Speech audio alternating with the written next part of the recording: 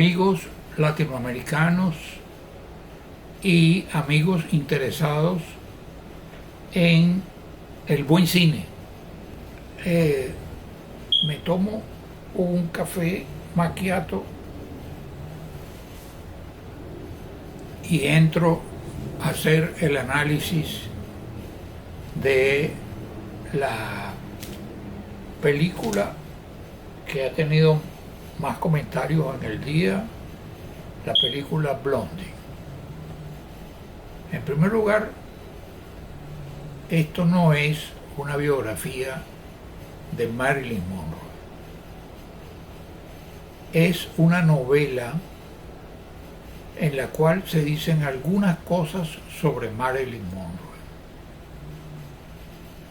Monroe. No tiene la estructura de una biografía, sino que fue una novela en la cual se dicen algunas cosas que le ocurrieron a Marilyn Monroe y se omiten muchas cosas que le ocurrieron pero que no destacan, de modo que por allí podemos empezar a decir que tiene más llenos que vacíos, en el sentido de que lo que tiene lleno es la estructura de la novela, pero en el sentido de que vacíos tiene de la vida real de Marilyn Monroe.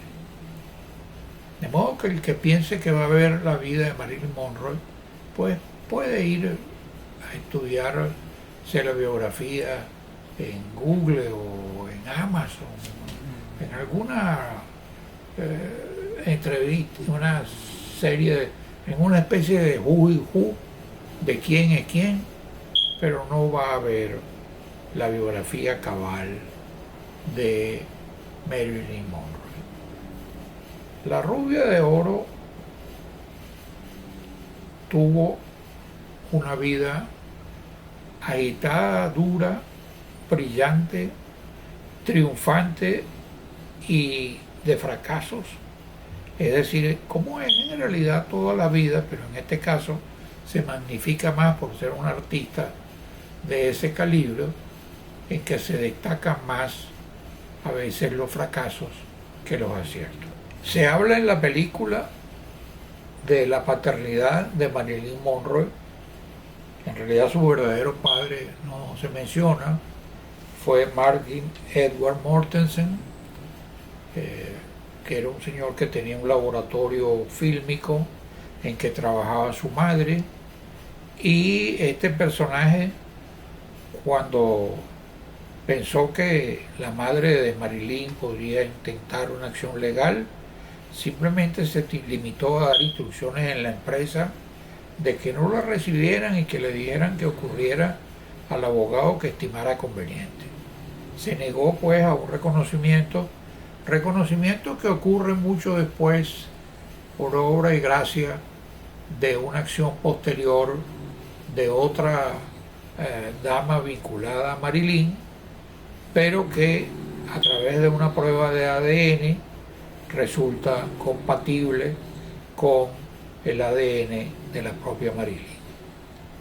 De modo que es un hecho circunstancial, porque lo que importa es el mensaje que deja Marilyn Monroe y la estructura de su vida, rodeada de, al final, después de ser una simple huérfana, de personas y personalidades tan importantes a lo largo de su triunfo en Hollywood.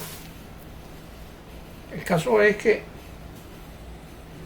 Marilyn es la típica aspirante a star que empieza a transitar los estudios en los que muchas veces no le paraban, la mayoría de ellas, hasta que vino el golpe de suerte y vino una primera película que se llamó Niagara,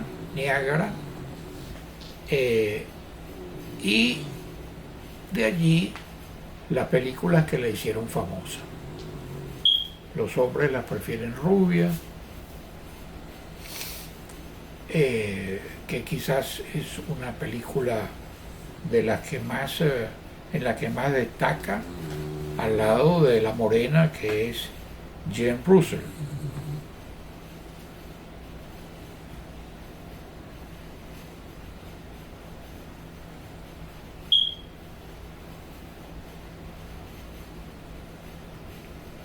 No te preocupes que el ronquido del perro no se siente.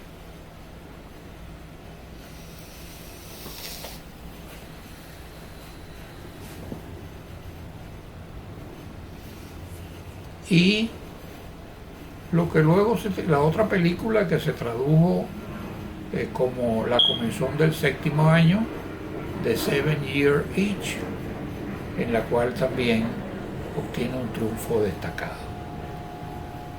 Era una mujer de un calibre de bondad indiscutible. Lo prueban hechos aislados. Hay momentos en el cual ella había actuado en el Mogambo, Nueva York, pero había una dama de color que no lograba que la admitieran en el Mogambo como dentro de su grupo estelar, que se llamaba Ella Fitzgerald. ¿Qué hizo Marilyn? Le hizo saber al Mogambo que si aceptaban a Ella Fitzgerald, ella iba a ir cada vez que actuara Ella Fitzgerald, iba a aplaudir a Ella Fitzgerald. ¿Y qué resultó? Que gracias a Marilyn, Ella Fitzgerald se convirtió en la gran estrella de color del canto que fue. Detalles extraordinarios de su vida abundan, pero no se tratan en la película, que constituye apenas un esbozo de la vida de Marilyn, de algunos detalles de la vida de Marilyn, pero que no constituye algo digno pues de verse realmente.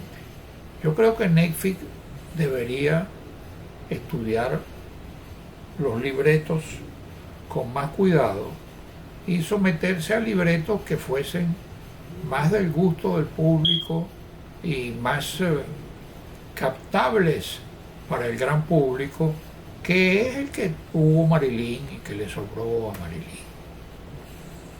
Hecha esta observación, creo que la película tiene algunos aciertos, sobre todo en contrastes a veces modernistas, de blanco y negro y de colores, pero no más de eso, es decir, no hay una secuencia digna de comentar. Y por otra parte, la vida de Marilyn alrededor de lo que fueron sus maridos. Se habla de Joe DiMaggio, por ejemplo, un pelotero extraordinario de los Yankees de Nueva York, el llamado Yankee Clipper, y allí aparece en la película DiMaggio como un troglodita que le pega y que es una especie de celoso furibundo. Bueno, algo de razón tenía, porque sí era efectivamente sumamente celoso a la italiana. Se cuenta que cuando Marilyn da el gran paso de ir a Corea a trabajar para los veteranos, se le pierde a Joe DiMaggio y en el viaje, y pasa más de una semana en la actuación ante las tropas americanas en Corea. Pero es imperativo para una gran actriz de esta categoría, una gran actriz norteamericana, el actuar para las tropas. Eso es una especie de necesidad histórica, y en ese aspecto ella no llega a la altura, por ejemplo, de Marlene Dietrich, que Marlene Dietrich, siendo alemana, logró sin embargo la admiración de los aliados, de los enemigos de los alemanes y en las guerras mundiales, y con el famoso Lili Marlene, y el famoso Lili Marlene lo cantaban las tropas del eje alemán y las tropas de los aliados. Pero sí, es decir, era una artista que gustaba a todas las tropas por el mensaje que tenía Marlene Dietrich al hablar del desarrollo de la película y de la canción Lili Marlene. En el caso de Marilyn, además, su actuación en el Madison Square Garden, cuando está, hablando en términos criollos, empatada con el presidente John Fitzgerald Kennedy. Se habla de que estaba empatada con los dos, así como en la película también se habla de un doble empate de un trío que forma en la película Blondie con el hijo del actor Edward G. Robinson, el hombre que de la película El pequeño César, y con nada menos y con el hijo de Charlie Chaplin. Bueno, a lo mejor sí hubo el trío, pero no fue un trío simultáneo, fue un trío en instancias separadas, primero con uno y después con otro. Pero no es la inmoralidad del trío que, como quiere presentarse en la novela, lo que caracteriza precisamente que la película no es una película sobre la historia de Marilyn, sino una película novelesca con una serie de inventos del novelista sobre Marilyn. Por otra parte, ya en la parte álgida de su afición a los barbitúricos y a las drogas, bueno, sencillamente no se iba a acostar solamente en la cama, como dijo una vez, probablemente con una buena asesoría, con gotas de Chanel, sino que consumía, lo cual era muy propio de la época, sustancias que no se sabe qué fue lo que la llevó a la muerte. En el caso de Marilyn, la tragedia de ella queda conformada además porque logra, cuando quiere ya insistir, después de ir al Actor Studio a estudiar teatro y a estudiar actuación, viene su matrimonio, luego del matrimonio con DiMaggio, con Arthur Miller, el hombre de la muerte de un viajante. Arthur Miller tenía un gran desprecio por él, por ella, y hasta no le fue fiel con una ayudante que tenía Marilyn, y terminó, pues, como dicen los muchachos, empatado con Marilyn. La historia de Marilyn es la historia de muchas de esas vedettes, de pros y contras, pero dentro de ella una mujer que llegó a ser inclusive a enfrentar a las grandes cadenas de Hollywood cuando pensó en su propia empresa de cine, con un actor que era su confidente y su amigo. Es decir, nos enfrenta a la consideración de que no fue la rubia idiota que se narra en la película, sino una mujer bella, inteligente, que debe merecernos respeto, como todas las damas deben merecernos ese respeto. En definitiva, a la hora de las calificaciones, le otorgo el máximo a Ana de Armas como una latina cubana pasa a interpretar una yankee tan cabalmente. Le otorgo 0 a la falsificación del libreto, al hacer ver que se trata de un libreto sobre la vida de Marilyn y solo se habla de ella a retazos y omitiendo los aspectos importantes, más importantes de su vida. Creo que la película no vale la pena verla, y creo que Netflix debe estudiar muy bien sus libretos en el futuro. Muchas gracias y les ruego que hagan los comentarios que sean necesarios.